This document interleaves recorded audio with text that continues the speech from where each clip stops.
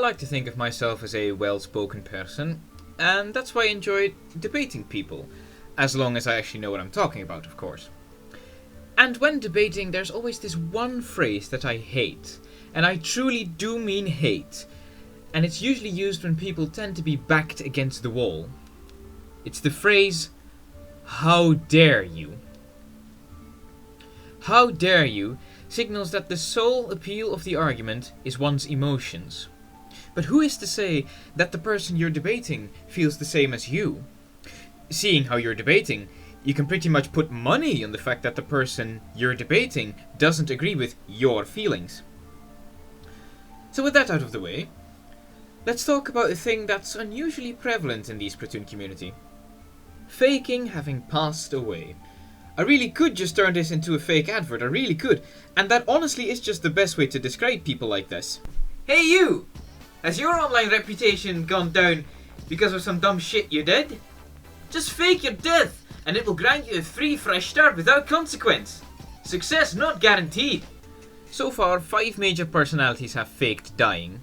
Ellie, Brian Jackson II famously, Skylar Karate Girl, and technically Pizza Hyper, as he so adamantly keeps hinting at it, and he also posts art, I guess you could call it, of his original character hanging himself all the time. Off to hang myself! Saloon! But Scott, I hear you ask, those are only 4 people. Where is number 5? Well, number 5 is a quite new addition to this list. Did you ever hear about a girl named InkyxKitty? No? Well, I'm going to make her more famous than she has ever been. Kitty is an SFM artist. She has 600 followers on Twitter, which is not nothing, is it? And what granted her such a great follow— "Oh, for God's sake, I could have done that!" And I think she realised she was mediocre at best. Because, sadly, on the 18th of May, 2020, a Twitter user by the name of Axel Lobster Lord passed away in his sleep, apparently due to complications with lung cancer. But our dearest Kitty took a look at that and her lack of talent and thought, what would be the perfect thing to do to ensure nothing but positive feedback, and lots of it. So, at 2:07 AM this morning, whilst posing as her grieving mother, Kitty put out this. Don't spend too much time reading it, as I want you to read this instead. Now, whilst this DM might be about Kitty cheating on her Discord boyfriend, this was posted after the tweet was sent. And I'll prove it. You see, Kitty commits die at 12:28 AM, but a DM was compromised which took place at 4:39 PM in Australian time zones.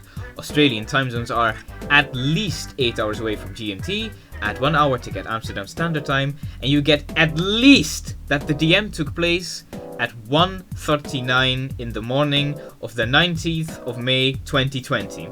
Keep in mind that this is the most favourable Australian time zone, because that only differs 8 hours. At most, that means that the DM took place at 3:39 AM, which is 1 hour and 32 minutes after her mother announces Kitty was dead. To add to that, if this was sent from a phone, how would her mother know what Kitty's password is? It's plausible, but it is improbable. Or how about, thanks to my boy Kirin for this, Inky made the entire Google Doc herself. And there are emojis in this Google Doc, which is not really something that I could see a grieving mother do, is it? Check. And mate. So, here we are. And here is where I'm going to use that phrase that I hate so much. How dare you fake something as real as death? How dare you trivialize the loss of human life? And how dare you see Lobster's actual death as an opportunity? Well, if it's attention that you wanted, trust me, lassie, I can give you all the attention you want. You disgraceful, disgusting, despicable little girl. I will say, though, you did a very poor job as passing us as your own mother. Because no woman who had to carry you for 9 months straight would be anywhere near as upset.